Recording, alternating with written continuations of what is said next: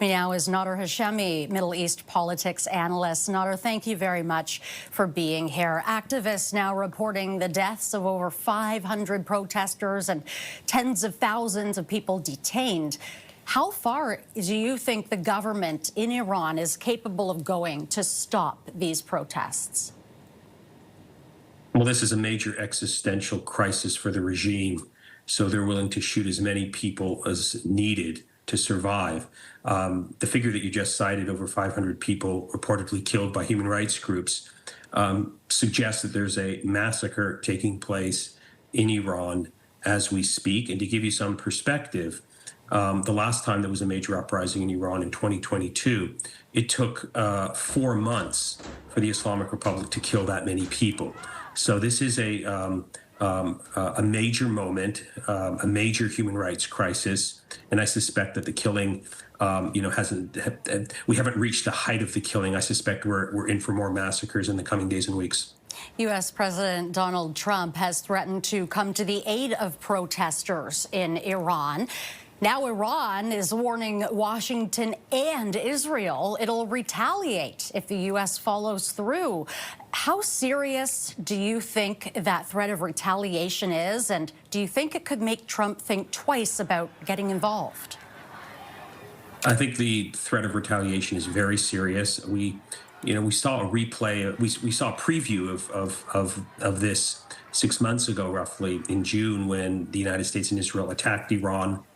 And then Iran fired ballistic missiles at Israel and at an American military base. So we can see something very similar like that happening again if the United States is to bomb Iran. So I think we're headed toward a major crisis. I'm of the view that actually an external military attack will actually embolden the regime and undermine the cause of the protesters. And Donald Trump, I think, has inserted himself into this crisis in ways that I don't think are helpful. What makes these protests different this time compared to mass protests in the past? Yeah, that's a good question. Because the spark that lit the protests, leading to demands for political change, are rooted in core economic grievances, where the value of the currency has effectively dropped significantly, massive inflation, a cost of living crisis. People can no longer basically afford the necessities of life to survive. So in this sense, this crisis affects every single Iranian citizen who's living in Iran. And you can see that in the protests. It's really a cross-section of society.